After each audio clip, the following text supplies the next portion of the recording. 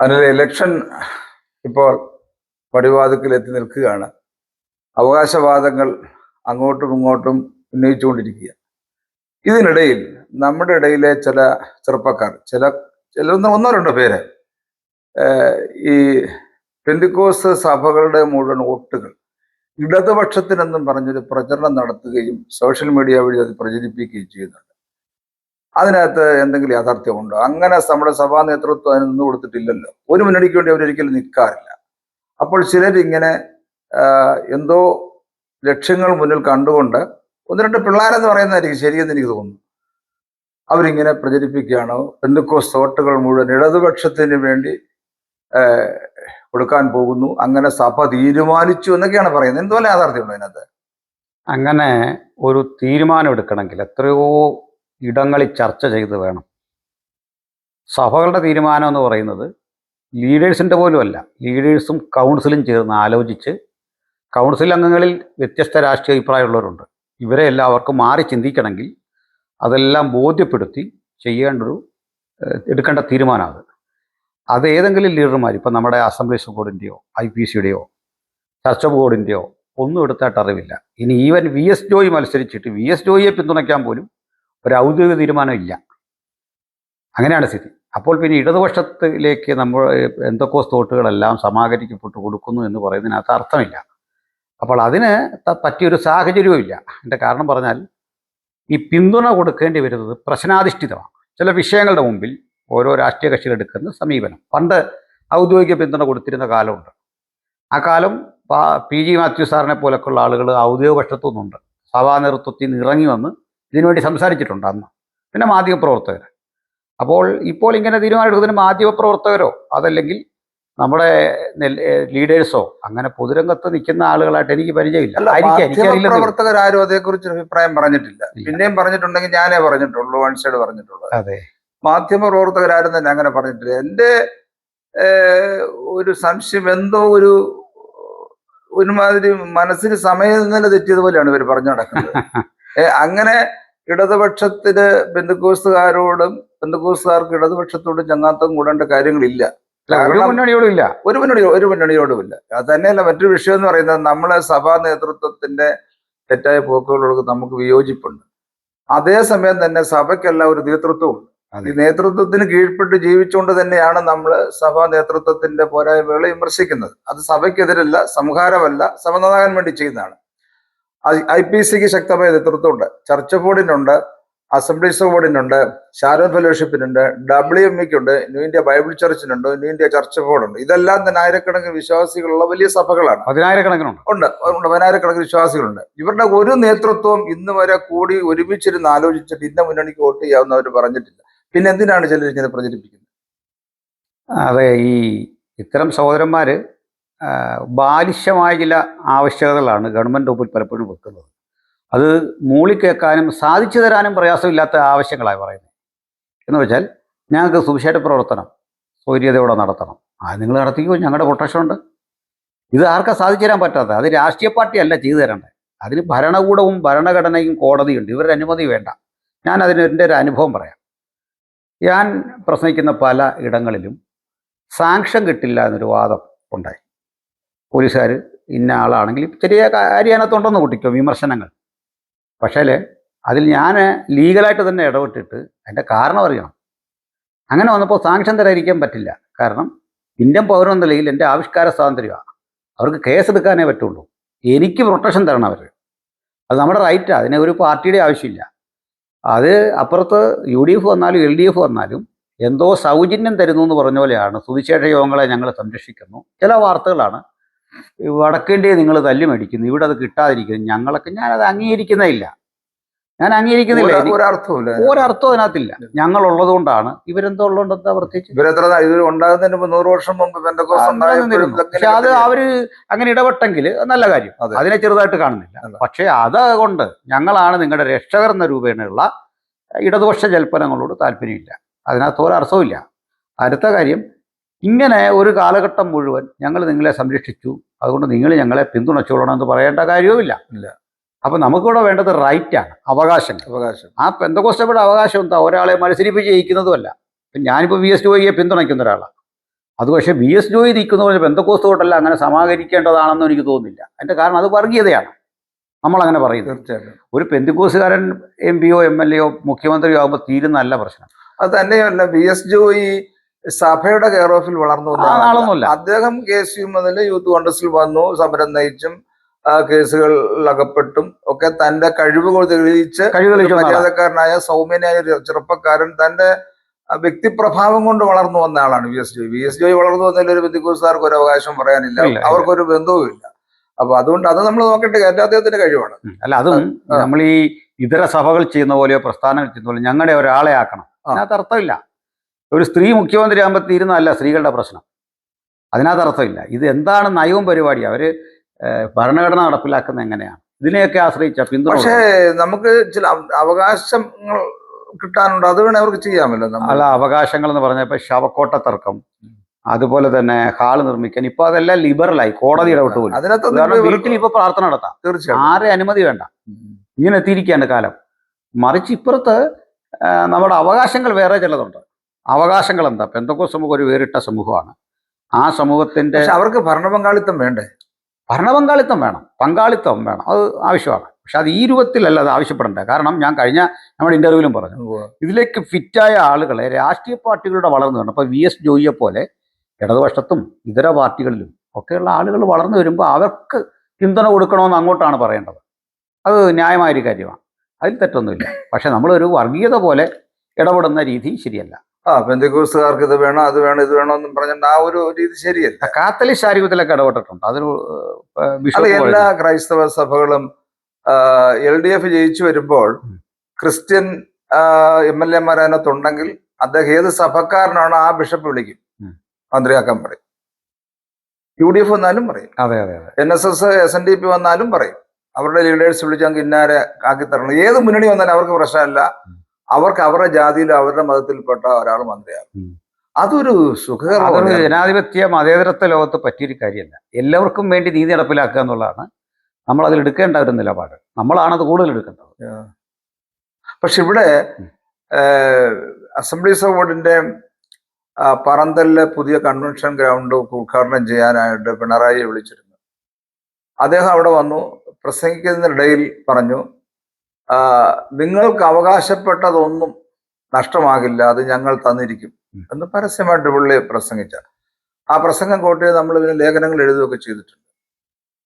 എന്തോ പുള്ളി ചെയ്തത്, എന്തോ അവകാശമായി പെന്തക്കോസ്തുകാർക്ക് വേണ്ടി പുള്ളി വെച്ച് നീട്ടിയത്. അത് എനിക്ക് അങ്ങനെ ശ്രദ്ധേയമായിട്ടുള്ള ഒരു കാര്യം. അത് ഈ CPM-ന്റെ ഒരു പ്രശ്നം പറഞ്ഞാൽ, ഈ ജനങ്ങളെ അവർ രണ്ടായിട്ടാണ് തിരിക്കുന്നത്, അശാസ്ത്രീയമാണ് തന്നെ. അതായത് ക്ലാസ്, അത് വർഗ സമൂഹം, അത് വർഗം എന്ന് വെച്ചെങ്കിൽ ജാതിയല്ല, വർക്കിംഗ് ക്ലാസ്സും പിന്നെ ക്യാപിറ്റൽ. ആ കാലമൊക്കെ പോയില്ലേ? അല്ല, അതിലത് അബദ്ധമായി പറഞ്ഞു വരുന്നത്. ഉള്ളവനും ഇല്ലാത്തവനെന്ന് പറഞ്ഞ ഒരു ആനുപാതികമാണ്. അപ്പൊ ഇല്ലാത്തവനോട് അതിന് പ്രശ്നം പറയാം. ഉള്ളവരിപ്പോ അവരാ, അങ്ങനെയല്ല, അങ്ങനെയൊന്നും പറയാൻ പറ്റില്ല. ഉള്ളവർ അപ്പൊ ഇപ്പുറത്തും ഉണ്ടല്ലോ, അങ്ങനെ നമുക്ക് അവരെ ക്ലാസിഫൈ ചെയ്യാൻ പറ്റില്ല. ഉള്ളവരവരാണെന്ന് പറഞ്ഞാൽ 5 വർഷം കൊണ്ടായതല്ലോ, നമുക്ക് എല്ലാവർക്കും ഉണ്ടായല്ലോ. അല്ലേ, എനിക്കും സാറിനും എല്ലാം ഉള്ള ജീവിതത്തിന്റെ ആനുപാതികമായി ഉള്ളവനും ഇല്ലാത്തവനും തമ്മിലുള്ള 2 വർഗവേ ഭൂമിയിലുള്ളൂ എന്നാണല്ലോ അവർ പറയുന്നത്. അത് വിഡിത്തമാണ്, ഇന്ത്യം പറ്റാത്ത. അല്ല, അത് വിഡിത്തമാണല്ലോ കിടക്കട്ടെ. പക്ഷെ അവരുടെ അത് യഥാർത്ഥമായിട്ട് അംഗീകരിച്ചുകൊണ്ട് നമുക്ക് പറയാം. ഇല്ല, അത് അംഗീകരിക്കാൻ ദോഷം പറയാം. അംഗീകരിച്ചാൽ തന്നെ ഉള്ള വർഗം അവരായിപ്പം അങ്ങനെ പറയാൻ പറ്റില്ല. അവരാണ് ഏറ്റവും അധികം സമ്പന്നന്മാര് എന്ന് പറയാനൊക്കത്തില്ല, അതിനോട് യോജിപ്പില്ല. സമ്പന്നർ എല്ലാ ഇതിലും ഉണ്ട്. അവര് നല്ല ടൈപ്പുമാണ്, അതിനകത്ത് പൊളിറ്റിക്സ് ഇല്ല. സമ്പന്നര എന്ന് പറഞ്ഞാൽ രാഷ്ട്രീയം കൊണ്ട് പണം ഉണ്ടാക്കിയ ധാരാളം മനുഷ്യരുണ്ട്. അവര് എല്ലാവരും അളിയന്മാരാണ്. അതിനകത്ത് ഒരു വ്യത്യാസവും ഞാൻ കാണുന്നില്ല. ഇത് പറയാം, ഉള്ളവനും ഇല്ലാത്തവനും. ഇല്ലാത്തവന് വേണ്ടത് വസ്ത്രം, പാർപ്പിടം, ആഹാരമൊക്കെയാണ്. അത് അവർ നല്ല ഫ്രീ ആയിട്ട് കൊടുക്കും. വീട്, മറ്റേ ഭക്ഷണം, പൊതിച്ചോറ്, അരി ഫ്രീ, കിറ്റൊക്കെ കൊടുക്കും. പക്ഷെ ഇവന് അവകാശമുണ്ട്. അത് 10 സെന്റിൽ ഒതുക്കിക്കളഞ്ഞു. ഭൂമി കിടക്ക 5 ലക്ഷം ഏക്കർ സ്ഥലം കിടക്ക ഇവിടെ, 5 ലക്ഷം ഏക്കർ. ഇത് കൊടുക്കുന്നില്ല. ഇത് കൊടുക്കാതെ നിങ്ങൾക്ക് അരി തന്നില്ലേ, നിങ്ങൾക്ക് വീട് തന്നില്ലേ? വേറെ ഏത് സ്റ്റേറ്റിലുണ്ട് പട്ടിണി ഇല്ലാത്ത മനുഷ്യര്. ഇത് ഏറ്റവും വലിയ അപകടമാണ്. അവിടെ വെച്ച് ഇവരെന്താ ചെയ്യുന്നത് വെച്ചാൽ, ഉള്ളവൻ കൂടുതൽ സമ്പന്നനാകും. അത് UDF-കാരനും LDF-കാരനും BJP-ക്കാരും എല്ലാം സമ്പന്നനാകും. ഇല്ലാത്തവൻ ഈ കാളവണ്ടിയിൽ ഇവരൊപ്പം മത്സരിക്കാൻ തയ്യാറാകും. മറ്റവനൊരു അത്യാധുനിക വാഹനത്തിൽ പോകുന്നു, ഇവൻ്റെ കാളവണ്ടി. അതിനൊരു എക്സാമ്പിൾ പറയാം. ഈ സംവരണ സീറ്റ് മത്സരിക്കുന്നവരുടെ പ്രചരിപ്പിക്കുന്നത് എങ്ങനെയാണെന്നറിയോ? അവനൊന്നും ഇല്ലെന്നും പറഞ്ഞ ഇവനൊന്ന് ജയിച്ചു കിട്ടിയ അവന് വല്ലതും ആവും. എന്നാ കണ്ണനോ ഒരു മരിച്ചു പോയ സഹോദരൻ, അതെ കണ്ണന്റെ ദൈന്യത മുതലെടുത്ത പ്രചരണം അല്ല, കണ്ണന്റെ രാഷ്ട്രീയമല്ല ചർച്ച ചെയ്യും. അതെ അതെ അപ്പൊ ഇവൻ കഷ്ടപ്പെട്ട് ജീവിക്കുക, എന്നാൽ ഇവനെ PSC ഒരു അപ്പോയിന്റ്മെന്റ് കൊടുക്കുക, എന്തെങ്കിലും ചെയ്ത് അല്ലേ മറ്റേതെങ്കിലും രീതിയിൽ. അതാ ഇല്ലാത്തവന് കൊടുക്കേണ്ട വെൽഫെയർ ആണ്. വെൽഫെയർ ഇല്ലാത്തവനോ ഉള്ളവനോ എന്നുള്ള ചിന്ത വരുമ്പോൾ ഇല്ലാത്തവന്റെ അവകാശങ്ങൾ നിഷേധിക്കപ്പെടും. അതിൽ ഏറ്റവും വലിയ തെളിവാണ് ഈ EWS. ഇടതുപക്ഷം കൊണ്ടുവന്ന ഏറ്റവും ജനദ്രോഹപരമായ ഒരു കാര്യമാണ് EWS. സംവരണ തത്വം തന്നെ അട്ടിമറിക്കപ്പെട്ടിട്ട് സംഭവിച്ചെന്താണ്? ഉള്ളവർ കൂടുതൽ സമ്പന്നരാകുക. അതിലൊരു കാര്യം കൂടെ, 2 ബില്ലുകൾ നമ്മുടെ നിയമസഭയിൽ തർക്കമില്ലാതെ പാസ്സാകും ഏത് കാലഘട്ടത്തിൽ. ഒന്ന് NSSന് ആഭിമുഖ്യമുള്ള ഒരു കാര്യം, 2 MLA-മാരുടെ ശമ്പളം, ഒരു വോക്കൗട്ടും ഇല്ല. പ്രതിപക്ഷവും ഭരണപക്ഷവും BJP ഉണ്ട്, അവർ ഒറ്റക്കെട്ടാ. ഇത് അന്യായമായ ആനുകൂല്യങ്ങളാണ് ഇവർ കൈപ്പറ്റുന്നത് 5 വർഷം ഇരുന്നിട്ട്. ഇതിനു വേണ്ടിയുള്ള ഏത് ചർച്ച വന്നാലും അവിടെ ബഹിഷ്കരണവും ഇല്ല, അല്ല ഡീസൻ്റ് ആയിട്ട് അധികം ചർച്ചയില്ല, അത് കയറ്റി വെക്കുകയാണ്. ഈ പ്രിന്റ് പത്രങ്ങൾക്ക് ഇങ്ങനെയാണല്ലോ, ഇവർക്ക് പരസ്പരം അങ്ങോട്ട് പോരടിക്കുകയാണല്ലോ പത്രങ്ങൾ തമ്മിൽ. വലിയ മത്സരമാണ്. പക്ഷേ ഈ ചാർജ് കൂട്ടുന്ന കാര്യത്തിൽ മനോരമയിൽ ഇന്ന് വന്നാൽ അത്രയും അതേ ചാർജിന് ദേശാഭിമാനിൽ നിന്നാണ് കൂട്ടും. ഈ വരിസംഖ്യ നമ്മുടെ മേടിക്കുന്ന കാര്യത്തിൽ ഇവരെല്ലാം ഒന്നാ. അതെ, ആദ്യ പ്രവർത്തനം ഇന്നലെ മാതൃഭൂമി കണ്ടവൻ മറ്റിടത്ത് പെട്ടെന്ന് കാണുകയല്ലേ, എല്ലാ നയങ്ങളും മാറ്റിവെച്ചു. ഇതുപോലെ ഇതുപോലെ പഠിക്കേണ്ട കാര്യമാണ്. ഈ സമരം ചെയ്യുന്ന, വർഷങ്ങളായി സമരം ചെയ്യുന്ന മനുഷ്യരുണ്ട്. ഭൂസമരം, ഭൂസമരം, ഇതുപോലെ അനവധി സമരം നടക്കുന്ന സ്റ്റേറ്റിൽ ഇവർക്ക് ഭൂമി കൊടുക്കുന്നില്ല. ഉമ്മൻചാണ്ടി ഇറങ്ങുമ്പോൾ ക്രൈസ്തവർക്ക് കൊടുത്ത 1500 ഏക്കർ ഭൂമിയാണ്. ജനപ്രിയനായ ഉമ്മൻചാണ്ടി കൊടുത്ത 1500 ഏക്കർ ഭൂമി അവിടുത്തെ. അന്നത്തെ അവസ്ഥ എന്താ? ജാനുവിൻ്റെ ഒക്കെ അവസ്ഥ എന്താ? ആണ്ടയുടെ കാലത്ത് നടന്ന അവസ്ഥ എന്താ? ഇതേ കാര്യം തന്നെ പിണറായി ചെയ്തേ. അത് പിണറായി ചെയ്യുമ്പോൾ കൂടുതൽ വിമർശിക്കും. കാരണം ഈ വോട്ടുകളെല്ലാം ഒരു കാലത്ത് കിട്ടിക്കൊണ്ടിരുന്ന ഇടതുപക്ഷത്തിനാണ്. ഇപ്പം ജാനുവിൻ്റെ ഒക്കെ വോട്ട് അടി കിട്ടിയിട്ടും, ജാനുവിനെ അതിക്രൂരമായി ആന്റണി പീഡിപ്പിച്ചിട്ടും UDF-നൊപ്പം നിൽക്കാൻ ജാനു ബാധ്യസ്ഥയാകുന്ന എന്തുകൊണ്ടാണ്? അത് കൂടുതൽ അപകടം നിങ്ങളാണെന്ന് ഒരു രാഷ്ട്രീയം ജാനു പറയുക, അങ്ങോട്ട് പറയുക. കാരണം ജാനു അവഗണിക്കപ്പെട്ടു. തീർച്ചയായിട്ടും ജാനുവിന് പരിഗണന കിട്ടാതെ എന്തിനു UDF-ന് നിൽക്കുന്നു കളിയാക്കുമ്പോൾ ഓർത്തോണം, നിങ്ങളെക്കാൾ ഭേദം UDF ആണെന്നുള്ളൊരു രാഷ്ട്രീയം ജാനു ലോകത്തോട് പറയുക. ജാനു ഒരു ലോക ഫിഗറാണ്, ലോകത്തറിയപ്പെടുന്ന ആൾ തന്നെയാണ്, നമുക്കറിയില്ലെന്നുള്ളൂ. ഞാൻ എനിക്ക് ജാനുവിനെ കാണുമ്പോൾ അവര് പാരീസിലൊരു യൂണിവേഴ്സിറ്റി പ്രബന്ധം അവതരിപ്പിക്കാൻ വേണ്ടി ഇംഗ്ലീഷ് പഠിക്കുകയാണ്. അവരെ വീട്ടിൽ ചെന്ന് ഞാൻ കട്ടൻ ചായ കുടിച്ച് ഇവരെ ആ താല്പര്യം കേട്ടിട്ട് അമ്പരന്ന് പോയി. ഞാൻ അവരെ ബത്തേരി ചെന്നപ്പോൾ കഴിഞ്ഞ എൻ്റെ മുമ്പിലത്തെ മാസം വിളിച്ചു. ഒരു UDF-ലേക്ക് പോയ സമയം നോക്കി വിളിച്ചു. എന്തോ പൊളൈറ്റായിട്ടാ സംസാരിക്കുന്നത്, അറിവുണ്ട്. അപ്പൊ ഞാൻ അങ്ങോട്ട് പരിചയപ്പെടുത്തി. അപ്പൊ ഞാൻ പറഞ്ഞു ഒരു ഇന്റർവ്യൂവിന് വേണ്ടിയാണ് വിളിച്ചത് എന്ന് പറഞ്ഞു. അപ്പം എൻ്റെ ഡേറ്റിന് അവർക്ക് പറ്റത്തില്ല, അവരുടെ ഡേറ്റിന് എനിക്കും പറ്റില്ല. അപ്പം ഞാൻ പറഞ്ഞു എറണാകുളത്ത് എങ്ങാനും വരുമ്പോൾ കാണാൻ പറ്റും, തീർച്ചയായിട്ടും വിളിക്കാമെന്നൊക്കെ പറഞ്ഞ് ഫോൺ നമ്പർ എഴുതിയെടുക്കുകയും ഒന്നും നടന്നില്ല എന്ന് പറഞ്ഞാൽ അവർ തിരക്കിലാണ്. എങ്കിലും എത്ര മനോഹരമായ രീതിയിൽ ഞാൻ വളരെ ഹമ്പിളാണ്, കാര്യം പഠിക്കുന്ന ഒരു സ്ത്രീയാണ്. തീർച്ചയായിട്ടും. അപ്പോ ഇങ്ങനത്തെ ഒരു അവസ്ഥ. ഇനി പട്ടയമേള ഇതൊക്കെ എടുത്തു പറയേണ്ടതാണ്. LDF പട്ടയമേള നടത്തുകയാണ്. ഈ പട്ടയം കൊടുക്കുന്നു എന്ന് പറയുമ്പോൾ ഓർക്കേണ്ട കാര്യം, ആർക്കാ കൊടുക്കുന്ന പട്ടയം? ആദിവാസിയുടെ ഭൂമി കയ്യേറി ഇവന് പട്ടയം കൊടുക്കുന്നതാണ് ഈ ഘോഷിക്കുന്നത്. ഞങ്ങളുടെ നാട്ടിൽ പെരുമ്പട്ടി എന്നൊക്കെ പറഞ്ഞ സ്ഥലമുണ്ട്, കേട്ടോ? ഇവിടെ എല്ലാം പട്ടയം കൊടുത്തു. അല്ലേ വർഷങ്ങളായി ഇത് കിട്ടാത്ത ആൾക്കാർക്ക് ചെങ്ങറ ഭൂമി കയറിയാൽ ഇപ്പോൾ അവിടെ താമസിക്കുന്നുണ്ടല്ലോ അല്ലേ? ഇത് ഒരു വിഷയമുള്ളത്. ഈ ഭൂമി ആദിവാസിക്കും ദലിതനും ദരിദ്രനും കൊടുക്കുമ്പോൾ ഒരു കണ്ടീഷനോടെയാണ് കൊടുക്കുന്നത്, വിൽക്കാൻ പാടില്ല. പിന്നെന്തിനേ ഭൂമി? ഇവനെ വിശ്വാസമില്ല, നിനക്കിത് തന്നാൽ നീ നശിപ്പിക്കും. ഇത് ഇങ്ങനൊരു ഐഡിയ മൈൻഡിൽ സെറ്റ് ചെയ്തിട്ടാണ് ഇവനെന്തെങ്കിലും കൊടുക്കുന്നത്. ഈ അപകർഷാബോധത്തിലാവും വളരണ്ടേ. ഞാൻ ഇങ്ങനെ കിടക്കേണ്ടവനാണ്, അല്ലെ ഫ്ലാറ്റ് കെട്ടി മുകളിലോട്ടാക്കാന്ന് പറഞ്ഞ് ഭൂമി കൊടുക്കാം, ആകാശം കൊടുക്കാൻ താഴെ കൊടുക്കത്തില്ല ഭൂമി. ഈ ഒരു ചിന്ത, ഈ ഭൂമി കിടക്കുക ഇവിടെ ഒരു കുഴപ്പമില്ലാതെ ടാറ്റ കൈവശം വെച്ച് അനുഭവിക്കുകയാണ് ഏക്കർ കണക്കിന് ഭൂമി. അച്യുതാനന്ദൻ അത് തിരിച്ചു പിടിക്കാൻ ശ്രമിച്ച ഘട്ടത്തിൽ അച്യുതാനന്ദൻ എന്തെല്ലാം പറ്റിയെന്ന് ഓർക്കണം, സുരേഷ് കുമാറിന് എന്തെല്ലാം പറ്റിയെന്ന് ഓർക്കണം.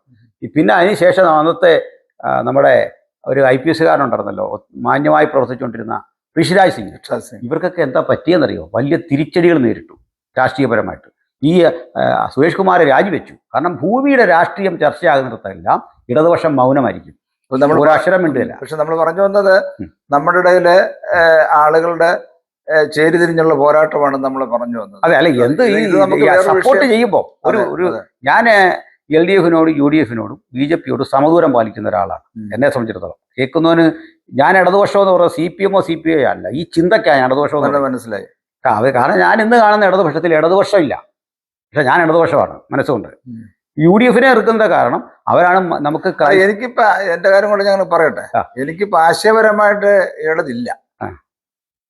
ഇടതുപക്ഷം എന്നൊരു ഇവര് ഇടതുപക്ഷം ഉണ്ടാവും, കാരണം ഒരു ബോധത്തിന്റെ അല്ല, പേരല്ല. ബോധത്തിന്റെ പേരിൽ ആ ബോധമൊന്നും അവർക്കില്ല. ഇപ്പം അവർക്കില്ല.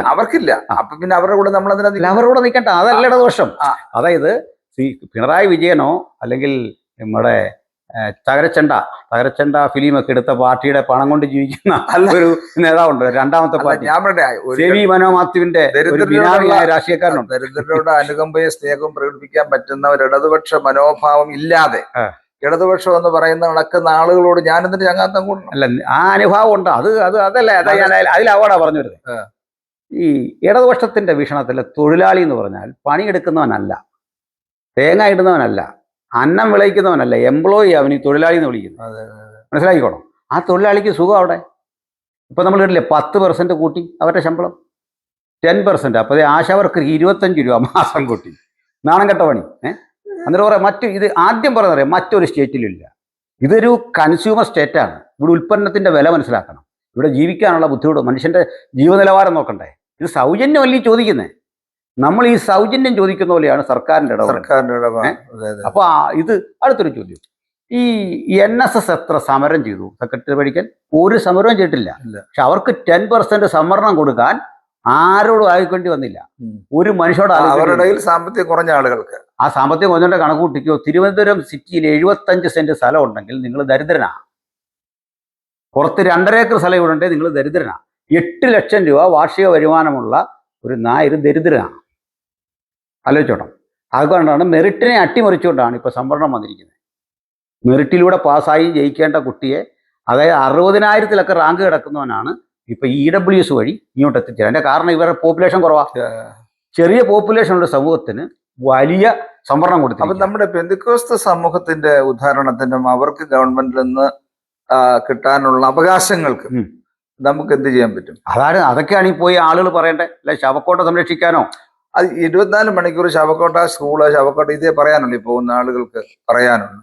അപ്പൊ ഇവർക്ക് സമരങ്ങളിൽ, ഈ ഇലക്ഷനിൽ പങ്കെടുക്കാതെ തന്നെ, ഇവരുടെ സ്ഥാനാർത്ഥി ആകാതെ തന്നെ ഇവർക്ക് എന്തെങ്കിലുമൊക്കെ ചെയ്യാൻ പറ്റുമല്ലോ. നമ്മുടെ ഈ സ്ഥാനാർത്ഥിയായിട്ടും കാര്യമില്ല. ഇത് പാർട്ടി നയം നടപ്പിലാക്കാനേ ഒരു MLA-ക്ക് പറ്റുള്ളൂ. നമ്മളിവിടെ ഒരു ആളിനെ ജയിപ്പിക്കുക, ആ ആള് കോൺഗ്രസോ കമ്മ്യൂണിസ്റ്റോ BJP ആണ്, ഇവർക്ക് പാർട്ടി വിപ്പുണ്ട്, നയമുണ്ട്. അത് ആ തീരുമാനം എടുക്കാനേ പറ്റുള്ളൂ. അത് അല്ലാതെ എന്നൊരു കാര്യം നടക്കത്തില്ല. ഇവർക്ക് തന്നെ പറയാൻ പറ്റും. ഇപ്പം പ്രമോദ് നാരായണൻ എൻ്റെ വീക്ഷണത്തിൽ അയാൾ നന്നായിട്ട് കാര്യം പഠിച്ചു പറയുന്ന ഒരാളാണ്. റാന്നി MLA. കടുത്തുരുത്തി മോൻസി ജോസഫ് വിഷയം നന്നായിട്ട് അവതരിപ്പിക്കുന്ന ഒരു മനുഷ്യനാണ്. മനുഷ്യൻ്റെ അവസ്ഥ അറിഞ്ഞ് കാര്യങ്ങൾ. VD സതീശൻ, ഇദ്ദേഹത്തിന് അറിയാവുന്ന പൊളിറ്റിക്സ്, കാലിക രാഷ്ട്രീയം അറിയാവുന്ന ഒരാൾ നിയമസഭയിൽ ഇല്ലിന്ന്.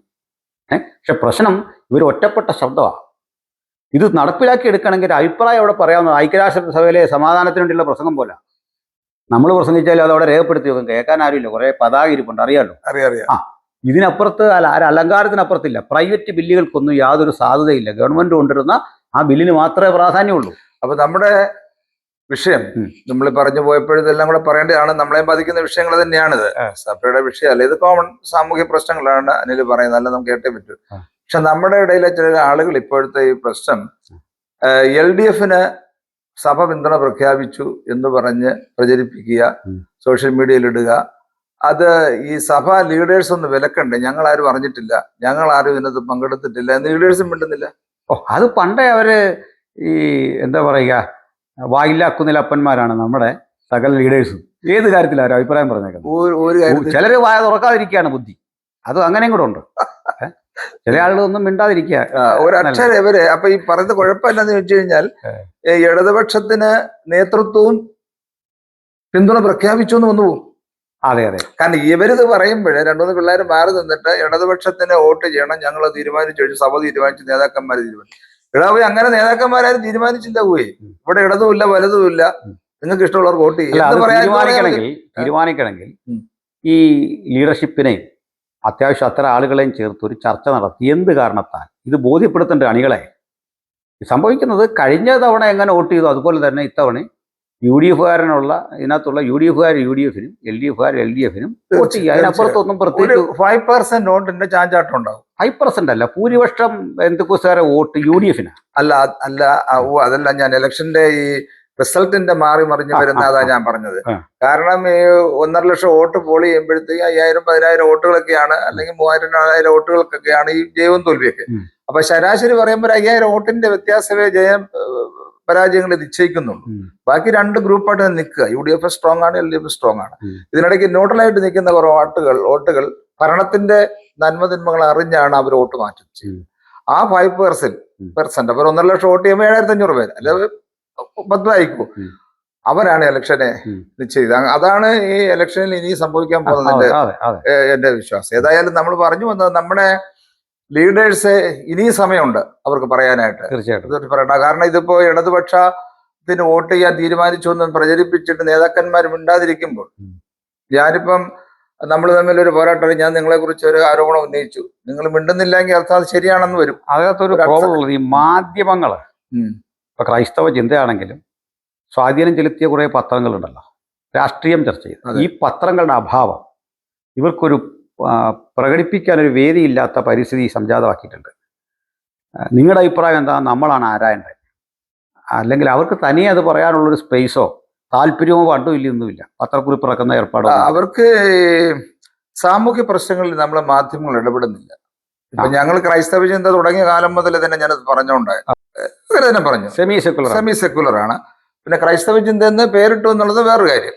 അതിപ്പം മലയാള മനോരമ മനസ്സിനെ രമിപ്പിക്കുന്നതാണ്, പക്ഷെ രമിക്കുന്നതൊന്നും അതിനകത്തില്ലല്ലോ. മനോരമ എന്നൊരു സ്ത്രീയുടെ പേരാ, സ്ത്രീയുടെ പേര്, ഒരു നടിയുടെ പേരുമാണ് ദേവസ്ത്രീയുടെ പേര്. അത് ശരി. അപ്പൊ ഇത് എന്ന് പറയുന്നത് ക്രൈസ്തവ ചിന്ത അന്നൊരു നമ്മളൊരു ഒരു പേരിന് വേണ്ടി, ടൈറ്റിലിന് വേണ്ടി. മനോരമ ഇംഗ്ലീഷുകാരെ സന്തോഷിപ്പിക്കാൻ വേണ്ടി തുടങ്ങിയാന്നുള്ള അറിയോ? ഇല്ല, അതറിയില്ല. ഇങ്ങനെ ഒരു ആംഗലേയ വാണിയെ പ്രകീർത്തിക്കാൻ മലയാളത്തിലൊരു പത്രം ഇല്ലാതെ പോകുന്ന ഒരു കുറവാണ്, അത് പരിഹരിക്കാൻ വേണ്ടി ഇറക്കുന്നു പറഞ്ഞ തുടങ്ങി. ശരി. അപ്പൊ ഞാൻ പറഞ്ഞു വന്നത്, നമ്മുടെ മാധ്യമങ്ങളൊന്നും തന്നെ ഈ നമ്മുടെ സാമൂഹ്യ പ്രശ്നങ്ങളിൽ ഇടപെടുന്നില്ല. അതുകൊണ്ട് ഏതെങ്കിലും പിള്ളേർ വിളിച്ചു പോകുന്നതൊക്കെ ശരിയായിട്ട് വരികയാണ് ഇപ്പൊ ചെയ്യുന്നത്. ഏതായാലും പെന്തക്കോസ്ത് ലീഡേഴ്സ് ആരും തന്നെ ഒത്തുകൂടിയിട്ടില്ല. ഞാൻ 5-8 പേര് നമ്മളിപ്പോ പറഞ്ഞല്ലോ, അവരാരും തന്നെ ഒരുമിച്ച് കൂടി ഒരു തീരുമാനം എടുത്തിട്ടില്ല. UDFനോ LDFനോ വോട്ട് ചെയ്യണമെന്ന് ഒരു തീരുമാനം എടുത്തിട്ടില്ല. ആരെങ്കിലും വിളിച്ചു പോകുന്നത് സഭയുടെ വക്താക്കളുടെ അഭിപ്രായമായിട്ട്. സാധാരണ സഭകളിൽ നമ്മൾ മുമ്പ് ചെയ്തുകൊണ്ടിരുന്നത്, ഈ വരികൾക്കിടയിൽ വായിക്കത്തക്ക വിധം ഒരു സന്ദേശമാണ് ലീഡർഷിപ്പിന് കൊടുക്കാൻ പറ്റുന്നത്. അത് അനുഭാവം അതിൽ പ്രകടമാണ്, പക്ഷെ അത് നേരിട്ട് പറയത്തില്ല.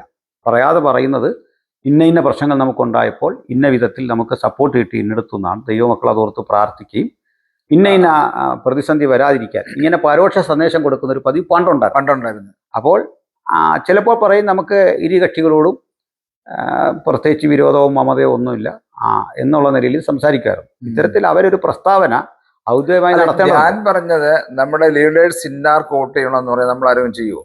ഇല്ല, ആരും ചെയ്തില്ല. ഒരു സഭയും ചെയ്തില്ല. വെള്ളാപ്പള്ളി ഇടുന്ന നടക്കുന്ന ബഹളം വെച്ചെന്ന് പറഞ്ഞ് ഈഴവരല്ല ഇപ്പം. അല്ല, വെള്ളാപ്പള്ളി സപ്പോർട്ട് ചെയ്തിട്ട് തോൽക്കുന്ന പതിവ്, അങ്ങനെ ഒരു ചരിത്രം നമ്മുടെ ഇടയിലും അത് തന്നെയാണ്. പാസ്റ്റേഴ്സ് പറഞ്ഞാൽ ഇന്നാർക്ക് വോട്ട് ചെയ്യണം, LDFന് വോട്ട് ചെയ്യണം എന്ന് പറഞ്ഞാൽ LDFന് വോട്ട് ചെയ്യില്ല. UDFന് നമുക്ക് വ്യക്തി സ്വാതന്ത്ര്യം ഉണ്ടല്ലോ, ഇത്രയും സ്വാതന്ത്ര്യമുള്ള. അല്ല, ഇത് വോട്ട് ചെയ്യാനൊരു കാര്യം, ഒരു പ്രശ്നത്തിൽ നമ്മൾ അകപ്പെട്ടിരിക്കുമ്പോൾ നമ്മൾ വോട്ട് ചെയ്തെന്ന് വരാം. അപ്പൊ അത് പ്രശ്നാധിഷ്ഠിത പിന്തുണയാണ്. അതല്ലാത്തൊരു ഒരു തരംഗമോ സാഹചര്യമോ നമ്മുടെ മുമ്പിൽ ഇല്ല. നമ്മളെ ഇപ്പൊ ഈ ജനങ്ങളുമായിട്ട് മത്സരിച്ച് ജയിച്ച് അധികാരത്തിൽ വന്ന് അവകാശങ്ങൾ നേടിയെടുക്കാൻ പറ്റുന്ന ഒരു സ്ഥിതിവിശേഷം നമ്മുടെ ഇടയിൽ ഇല്ല. പിന്നെ പോയിട്ട് എന്നാന്ന് വെച്ചാൽ ഇടതാണേലും വലതാണേലും ജയിച്ചു വന്നു കഴിയുമ്പോൾ പല നോമിനേറ്റഡ് പോസ്റ്റുകളോ എന്തെങ്കിലും കൊടുത്ത് പെന്തിക്കോസ്തുകാരെ കൂടെ മുഖ്യധാരയിലേക്ക്, സോഷ്യൽ മൈൻഡിലേക്ക് അവരെ കൂടെ കൊണ്ടുവന്ന് എത്തിക്കാൻ ഇവർക്ക് രണ്ടു മുന്നണിക്കും കഴിയും. അത് രണ്ടും ഇവർ ചെയ്താൽ മതിയെന്ന് എൻ്റെ അഭിപ്രായം. അതിനിടതായാലും ആരധികാരത്തിൽ വന്നാലും അത് ചെയ്തിരിക്കണം എന്നാണ് എൻ്റെ ഒരു അഭിപ്രായം എനിക്ക് പറയാനുള്ളത്. മറ്റൊരു കാര്യം, ലീഡേഴ്സ് ഇതിന് പ്രതികരിക്കണം. സഭ അങ്ങനെ ഇടതുപക്ഷത്തിന് വോട്ട് ചെയ്യാൻ തീരുമാനിച്ചിട്ടില്ല. മനസാക്ഷിക്ക് വിടുന്നു. നിങ്ങൾക്ക് നല്ലത് ആര് എന്ന് തോന്നിയാൽ അവർക്ക് നിങ്ങൾക്ക് വോട്ട് ചെയ്യാം. അതാണ് ലീഡേഴ്സിന് പറയാൻ പറ്റിയ ഇപ്പോഴത്തെ കാര്യം. എന്നാൽ എനിക്ക് പറയാം, UDFന് വോട്ട് ചെയ്യണമെന്നോ LDFന് വോട്ട് ചെയ്യണമെന്നോ എനിക്ക് പറയാം. ഞാൻ UDFന് വോട്ട് ചെയ്യാൻ ഞാൻ പറഞ്ഞിട്ടുണ്ട്. അത് പറയാം, അതെന്റെ പേഴ്സണൽ കാര്യമാണ്, സഭയുടെ തീരുമാനമല്ലത്. സഭയുടെ തീരുമാനമെന്നും പറഞ്ഞ് എനിക്ക് ഒരെണ്ണം സമൂഹത്തോട് പറയാൻ പറ്റില്ല. പേഴ്സണൽ അഭിപ്രായം എന്ന് പറയുന്നു, അത്രേ ഉള്ളൂ ഇവിടെ. പക്ഷെ നമുക്ക് സോഷ്യൽ മീഡിയ വഴി കറങ്ങിയത് മുഴുവൻ സഭ തീരുമാനിച്ചു, സഭ ഏകം ഉണ്ടായിട്ട് തീരുമാനിച്ചു LDFന് വോട്ട് ചെയ്യാൻ എന്നൊക്കെയാണ് പറഞ്ഞു വരുന്നത്. അതൊരു ശരിയായൊരു രീതിയല്ല. രീതിയല്ല. UDF വേണ്ടിയൊന്നും പറയേണ്ട കാര്യമില്ല. പക്ഷെ ഇത് നിഷേധിച്ചുകൊണ്ട് പെന്റക്കോസ്റ്റൽ ജോയിന്റ് കൗൺസിൽ ഉണ്ട് ഇപ്പം. അതിലെ നേരത്തെ ഉണ്ടായിരുന്നു. അതിലൊരു വിഷയമുള്ളത് ഇവർ ഈ പറയുന്ന ഇടത്ത് ഉം. ഫോർ എക്സാമ്പിൾ കോട്ടയത്ത് പെന്തക്കോസ്ത ഉള്ളതാണ്. അതെ. പക്ഷെ അവിടുത്തെ പ്രവണത UDF ജയിക്കാനാണ് സാധ്യത. നേരെ പറഞ്ഞത് എനിക്ക് നേരെ പറഞ്ഞൊരു ശീലമാണ്. അതെ. തിരുവഞ്ചൂർ രാധാകൃഷ്ണനാണ് ഇപ്പോഴും അവിടെ മുൻതൂക്കം. അപ്പം നമ്മൾ പിന്തുണയ്ക്കുകയും ചെയ്യുന്നു പറയുന്നു.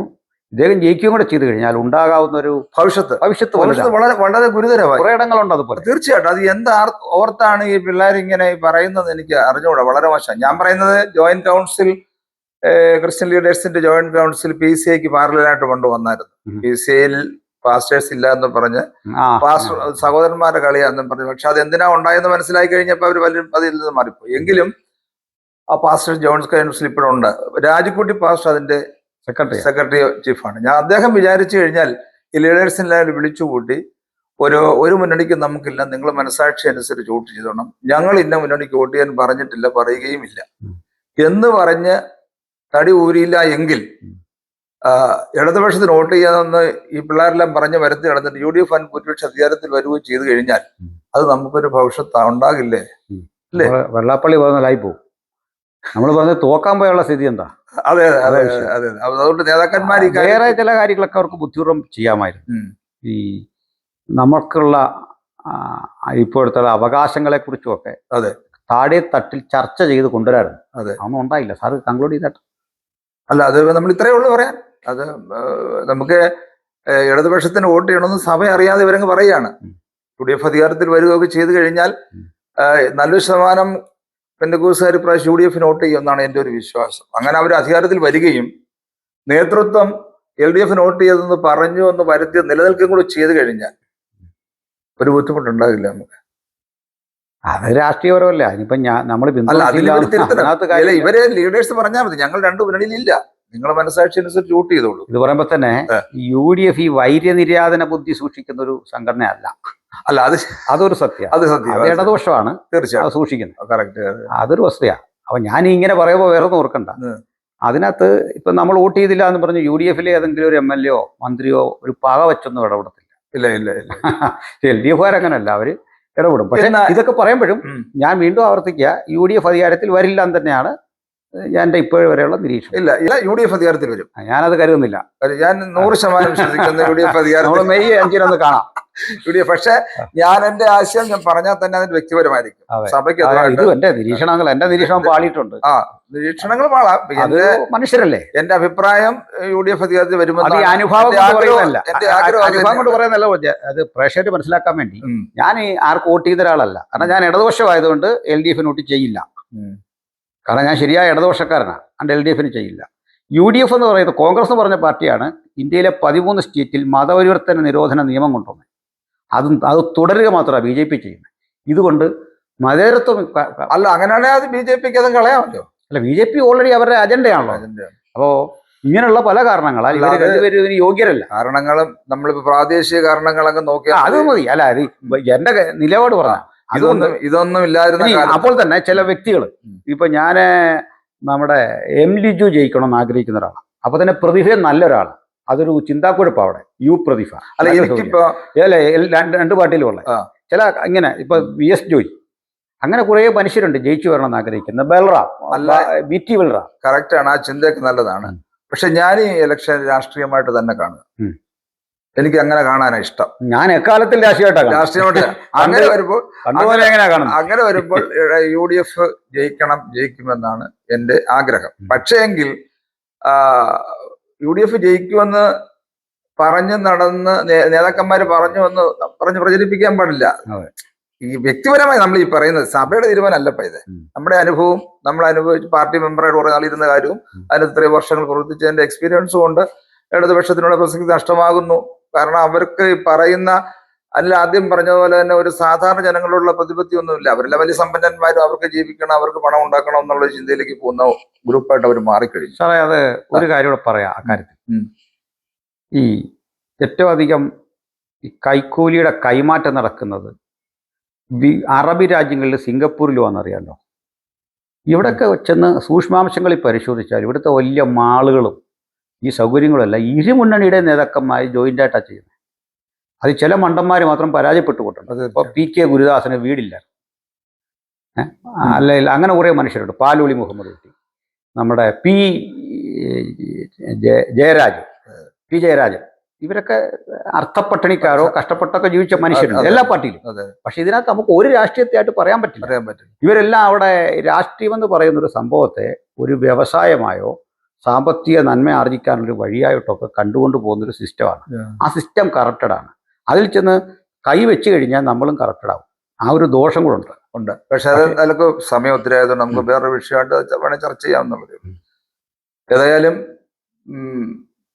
വ്യക്തിപരമായി സഭയുടെ അഭിപ്രായം എന്ന് പറഞ്ഞ് ബന്ധുക്കോസ് സഭകൾ മൊത്തമായി ഇടതുപക്ഷത്തിന് വോട്ട് ചെയ്യാൻ തീരുമാനിച്ചിരിക്കുന്നു, അല്ലെങ്കിൽ വലതുപക്ഷത്തിന് വോട്ട് ചെയ്യാൻ തീരുമാനിച്ചിരിക്കുന്നു എന്നുള്ള പ്രചരണം വളരെ ലീഡേഴ്സ് ഇടപെട്ട് അങ്ങനെ തീരുമാനം എടുത്തിട്ടില്ല എന്ന് പറയണം. അതിന് പാസ്റ്റർ രാജിക്കുട്ടിയും പാസ്റ്റർ ഫിലിപ്പി തോമസും ഒക്കെ തന്നെ മുമ്പിൽ വരണം. ഏജിലെ ലീഡേഴ്സ് മുമ്പിൽ വരണം. ചർച്ച് ബോർഡ് ലീഡേഴ്സ് മുമ്പിൽ വരണം. ന്യൂ ഇന്ത്യ ബൈബിൾ ചർച്ചിലെയും ന്യൂ ഇന്ത്യ ചർച്ച് ബോർഡിലൊക്കെ ആൾക്കാരുണ്ട്, ആയിരക്കണക്കിന് വിശ്വാസികളുടെ സമൂഹങ്ങൾ. അവർ മുന്നോട്ട് വന്നാൽ തിരുത്തും, ഞങ്ങളങ്ങനെ തീരുമാനം എടുത്തില്ല, നിങ്ങൾ കിട്ടുള്ള വോട്ട് ചെയ്യാം എന്ന് പറയണം എന്നാണ് നമുക്ക് ഈ സമയത്ത് നമ്മുടെ ആളുകളോട്, ലീഡേഴ്സിനോട് പറയാനുള്ളത്. Okay, thank you.